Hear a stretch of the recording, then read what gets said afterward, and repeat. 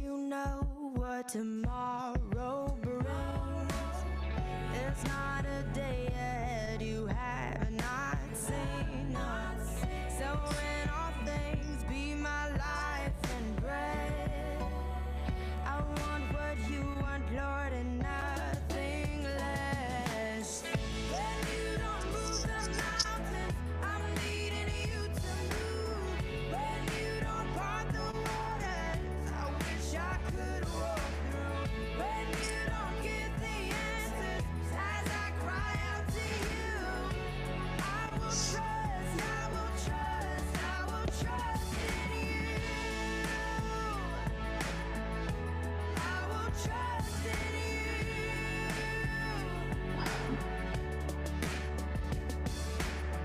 You are my strength and comfort.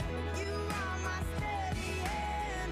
You are my firm foundation, the rock on which I stand. Your ways are always higher. Your plans are always good. There's not a place where I'll go you've not already said. When you don't move the mountains, I'm needing you to move.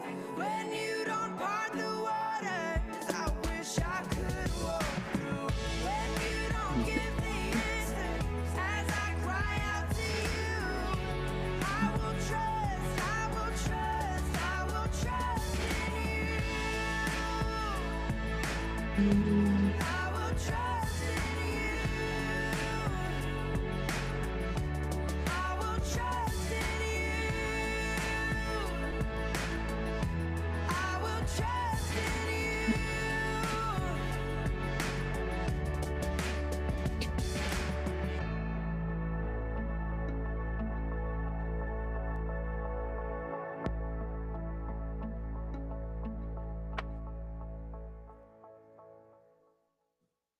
Good evening, everyone. And I'm so very, very happy and glad that everyone is attendance here. And I hope you got to hear the song. Spirit woke me up this morning and simply told me every time I think I'm going to have something to say, they change it. So I just have to go with the capital FLOW, which is what I did. For those of you who are new, you old heads here, as we say, just bear with me for a minute. And if we have anyone new that's on, I'd just like to welcome you. But I do want to explain how we do service. My name happens to be Reverend AdaRa Walton. I'm in my brand new, wonderful, loving place of Albuquerque, New Mexico.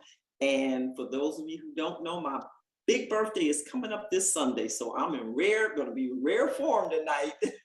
So we normally start with service with a song, and then what we do is we're going to have a short talk, and I call it S&M, which is spiritual thought moments or spiritual truth moments, whatever you want to call it, for those 10, really 12 or 15 minutes. Then we're going to call in the healing team from the Sarasota Center of Light, after which we do healing for people on the call. Then we move into healing for the outside world, everyone else, including the spirit world after that. So in that silent period where we have a meditation, the healing is done during that time. And then we bring it to a close. And if we have fellowship afterward, that's for a few minutes. So that's it. We are scheduled to be done usually in 30 minutes. The maximum, I think I've gone over once, twice, maybe 5 minutes, but we'll be done in those 30, 35 minutes. So the song for this evening was I Put My Trust in You. And you might think I'm going to talk about trust, but I'm not. I am going to talk about faith. So the topic, and I am going to use one, I warned her already. I'm going to use our own Reverend Lisa Johnson, who this healing service really was her baby that she's birthed, but it would be a heavyweight baby right now for how much she's given to it. So I really want to thank her. And I am going to use someone else. I don't know if she's on the call or not. I may use her name or may not. However, very, I think potentially it's really, really important that I used a couple of examples. The last and third example, if I get to it, would be me. But the topic tonight is keeping the faith. Faith. However, that's an acronym. And those of you who know me know I love acronyms, but they're not your standard collective acronym. So faith in this case is forever activating the impossible thought at its highest level. Faith, forever activating the highest thought, okay? Impossible rather, forever activating the impossible thought at its highest level. And you cannot do this if you don't have what I call trust. Now, I'm going to start off by telling everyone, I have a picture in my what I call source room, my God room, and it's called Stepping Out in Faith. And those of you who have seen this picture, and it's a pretty large one, it was given to me by a client for some work years ago. I come home and there's this huge picture, this frame, I don't know what it was, outside my door. And when I got it inside, I immediately looked at it and I heard, keep it wrapped up. I took the paper off so I could see the picture and I wrapped it back up. Why? I had to step out in faith to leave 40 some years in Maryland to get to Santa Fe. And I heard in my head, do not unveil this picture until you get to Santa Fe. Why? You had to step out in faith. So what is faith? And that term, that is what we used in my former church, and I was assistant pastor. And that is what the pastor, Apostle, I'm just going to call her Apostle Parker, and if she's here, fine. But Apostle Parker coined that. Forever activating the impossible thought at its highest level. And so what do? We live on this existence. We live an impersonal life. But to have the kind of crazy faith that I do have, and I know some of you have it too, you have to learn to step out in faith. Now, what do you say? What is this picture? And the reason I want to use this because this is a stepping stone to some future talks that I would like to do when Spirit designs them and allows me to speak, because I was ready to do one and they said, no, you're going to talk about keeping the faith, because this week I have been impressed with some very emergency situations that people have had, some very dire circumstances that people have had, and it is about faith. So I'm going to read, and I am going to be biblical again. I'm going to come out of two places. Now, most of you have already heard 2 Corinthians chapter 5, verse 7. Real simple. For we walk by faith and not by sight. You don't need to see with your physical eyes. That's not needed to have faith in source, God, creator, whatever word you again want to use. But coming out of Hebrews 11, verse 1 says, now faith is the substance of things hoped for and the evidence of things not seen. So you do not have to evidence your faith. I tell people, at least I don't ask me to evidence my faith in source. I don't have to prove that to anyone. Why? Because my personal walk with creator, source, mother, father, God, all that is a personal walk, even though this life is impersonal. And this is an impermanent place where we are at now. Why? You're setting up your stores, your energy, your consciousness to move toward that permanent place where we're all going. So ask yourself, when you look at faith, because you won't find my definition of faith in Webster's, forever activating the impossible thought at its highest level. So what is not possible for you to do? Or what did you think was impossible? Or what have people told you is impossible to do? So my first example is going to be Reverend Lisa Johnson right now, because I honor her for her strength, her courage, and her crazy faith herself. Now, I'm not going to tell her age because she doesn't look it right now. She looks wonderful having come through this surgery, another surgery. But people told her, and she can correct me if I'm wrong, including her family, don't go through this. You're not going to come out of it. Such and such and this. You're going to find yourself on the other side. Her faith, folks, and I will slow down.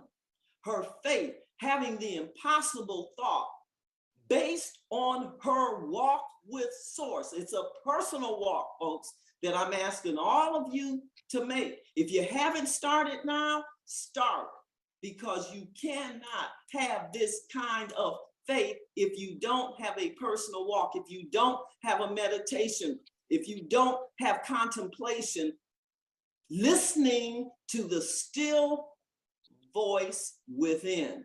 Now, for me, that silence, and I know some of you have experienced this, is thunderous.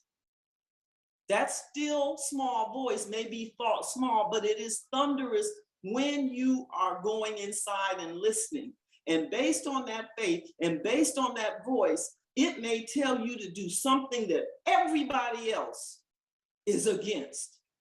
Why? Because it's not rational, it's not logical, and it's based on thought. So all the thinking that is done, and as I tell people, okay, when you have this kind of faith that I'm talking about, that Reverend Lisa Johnson has, that my best friend has, Apostle, it is not based on thought.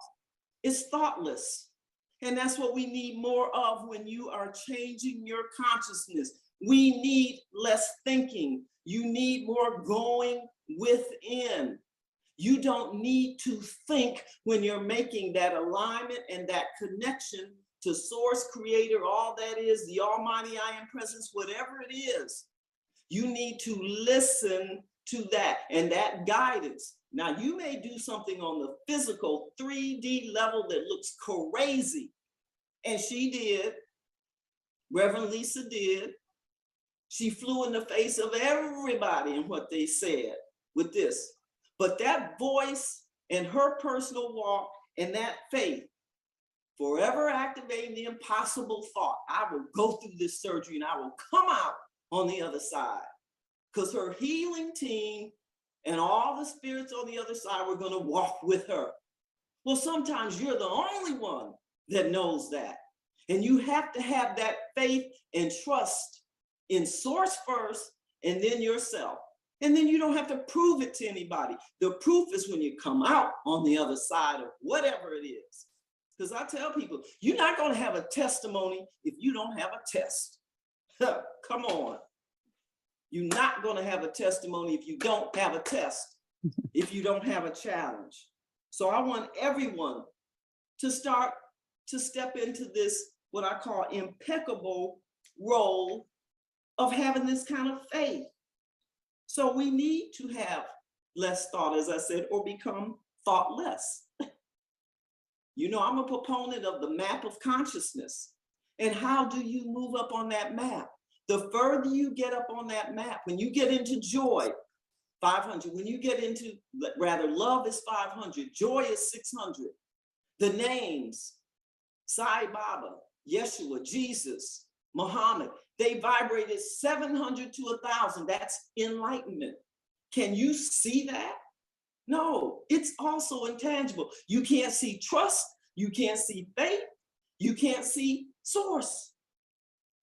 So you cannot rely on those 5 senses to create a possibility in your life that I'm asking you to base on what you think is impossible. Now, I hope y'all got that, because that was straight from Spirit. And they told me this is your topic for today. So others will think thoughts for you. Others will give guidelines. Others will give you a way to go, what you should do, the hospital, the guidelines, you know, the system, everything. You have to have that personal walk. You have to sit down and simply say, I'm going to do such and such based on faith. What is that called? For me, that's a topic we're going to talk about in the future. It is surrender. But surrender isn't giving up. I don't want to get into that one. It's not. But to get to this kind of faith, forever activating, that means to put active, to do something in this life, in this 3D level, based on an impossible thing that you thought or someone said you can't do because it's not possible.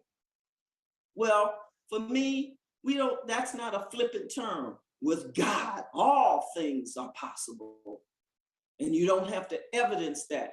Your life will be the evidence of your walk based on this kind of faith.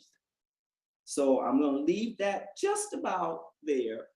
But I want each of you, and in closing, ask yourself, how do you define faith? What is it impossible for you to do, or someone said that's not possible for you to do? And then how do you take your walk? How do you realign yourself with your source based on faith, based on something you simply can't see? So I will close with this. Knowingness also goes with faith. And I'll be the third and last example as I close.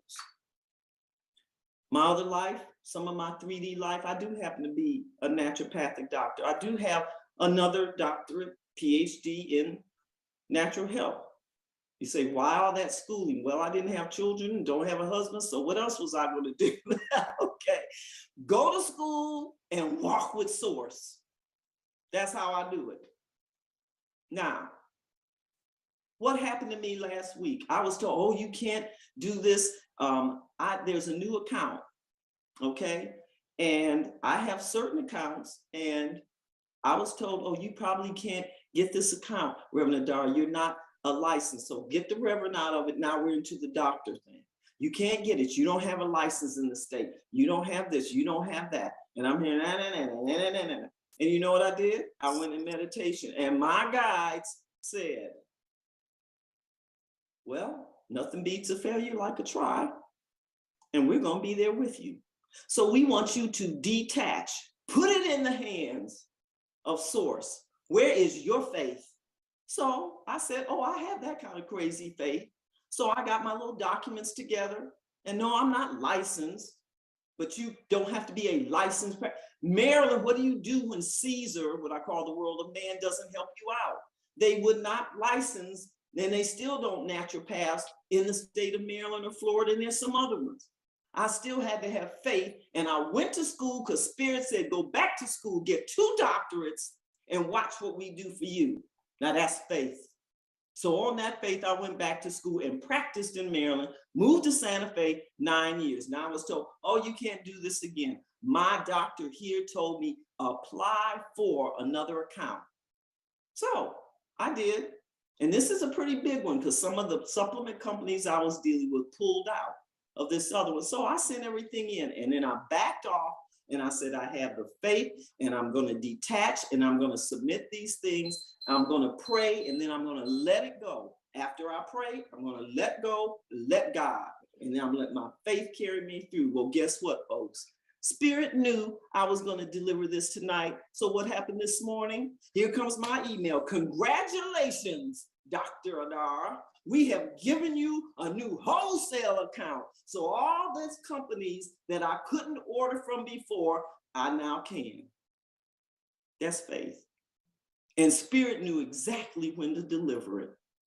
So with that, I'm going to close, and I want all of you to think about your faith and to take your personal walk into your quiet space of meditation, contemplation, whatever you call it. And whatever the most difficult thing is or task that someone has given you or asked you, or family things that are going wrong, or crisis, you step out and you have that faith in source to do what you feel that guidance is guiding you to do, directing you to do, advising you to do, whispering in your ear, giving you the feeling. Walk it, folks. And come out on the other side just like Reverend Lisa did. And like my girlfriend did in her sister's transition. Walk and have that kind of faith. We will talk about surrender and trust in a different talk. So thank you very much. And I want everyone now to take a nice deep breath. Nice deep breath. And we're going to go within. And I want your breathing to change. Allow that breathing to go deeper, quieter. Allow your breath to feel softer, gentler, moving into the silence where faith is found, trust is found. Breathe in those very words and breathe out into source, into the space where only faith resides. Connecting your in-breath with your out-breath. Slow your breathing down as you are more relaxed, moving into stillness, trusting, taking faith that you will be guided and healed this evening. Have the faith that it will be done according to His will, her will for you. Breathing just a little bit more. And now I'm going to call forth first the healing team from Sarasota.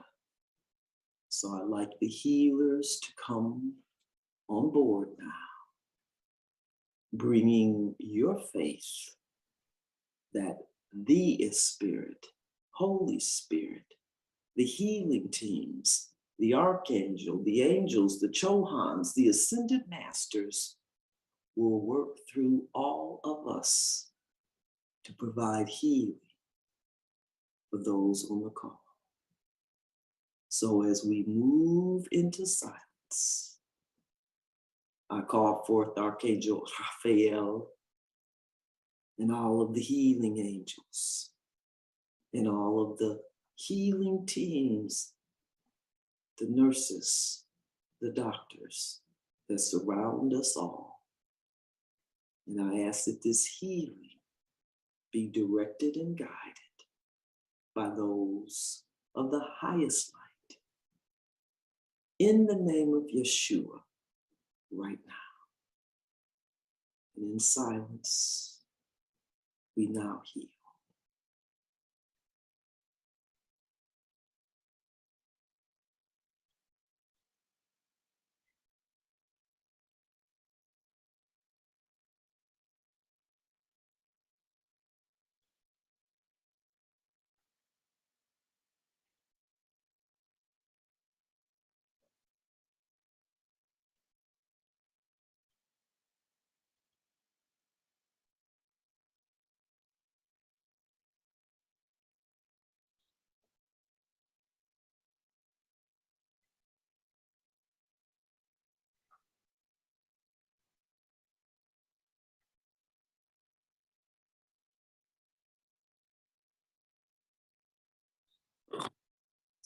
Oh.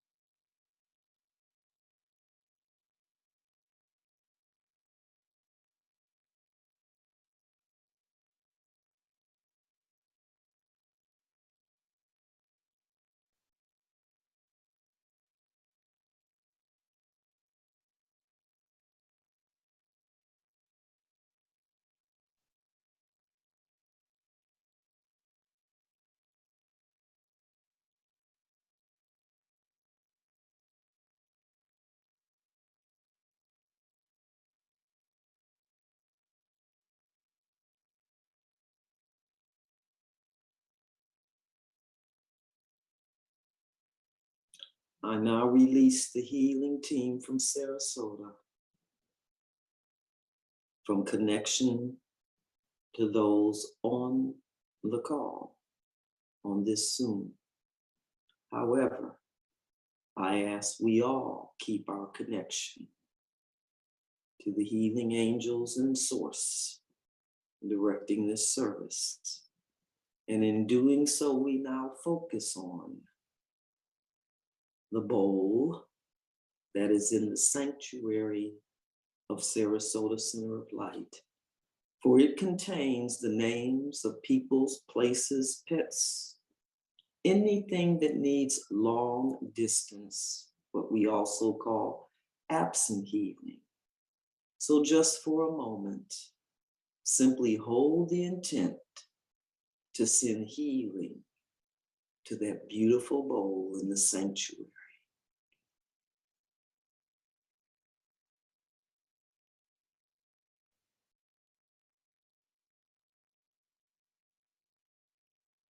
In addition, we send forth the healing to all other people, places, countries, cities, states, whoever and whatever needs healing. This includes our beloved pets who often take what I call hits for us. They too deserve healing. So allow your spirit energy now to go out from within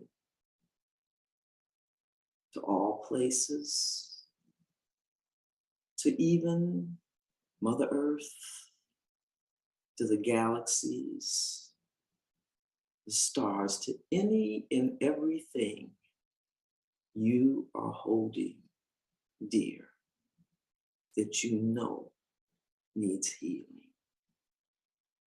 Send it out to all in the hospitals, hospices, those in self-care. And we send this healing out in the name of the Christ consciousness of all here to any and everyone who has indicated, whether they uttered a word or not, they asked for healing. Let it be done in the name of Source right here, right now. And last, before we bring us out, send forth healing to those in the world of spirit, for they too need our prayers, our light, and especially our love. Let it flow from your heart through those healing forces, delivering it now. The guides on the other side will deliver to those in the world of spirit. So send it to your parents, your friends, your colleagues, your ancestors. Again, the pets in the world of spirit. Healing is for all, on this side and the other.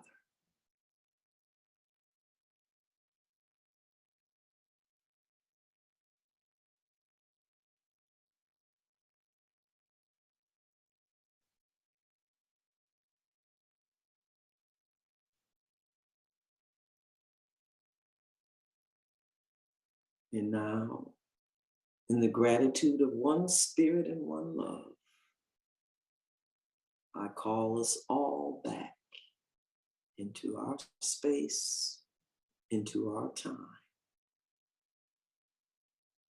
For this service, I thank you, and for the completion and the healing that was sent to each of you and that you so lovingly sent out to all others. We now close the service, but healing can continue. So breathing yourself back up, coming up, coming out, counting up, coming out, coming back to your place where we sit, where you're resting. Shrug the shoulders. Take a deep breath, but open those browns and those blues and those greens. Open those big eyes. That's right, Kathy, and everybody else wears glasses. Put on that other set of eyes. Bring yourself back. Like Andy, drink some water. If you have some water there, and I suggest all of you bring water to this service so that that's very grounding and helpful. I didn't want to count us up, but I'm trying to see, we look like we're all back, and I'm sensing some of you are still trying to hang out there, okay? You can still have that later, and when you go to bed, you can call this back in. But I need everybody back here and now. And I want to thank everyone who attended tonight. And I still want to close with, we walk in faith and not by sight. So use your faith the rest of this week and just know and have faith. This sister is gonna have a good birthday come Sunday, okay? Come the day of the sun, and we're gonna have a nice birthday. So thank you all. I'm gonna open this up now for fellowship. If you wanna share a few words or anything. Thank you, Reverend Lisa, for allowing me to use you. Thank you for my best friend who's on here, Apostle. And I do want to say, I didn't want to neglect one other person. I am going to applaud Abigail. I just happen to personally know her, and it took faith for her to get her butt out of Maryland all the way to Geneva, Illinois. And I know, because I know how long she's lived in Maryland and how long we worked at the U.S. Department of Education. So that was a walk and an act of faith. So I applaud you, Abigail Cornish. And now I'm done. Thank you. Thank you. Open it up.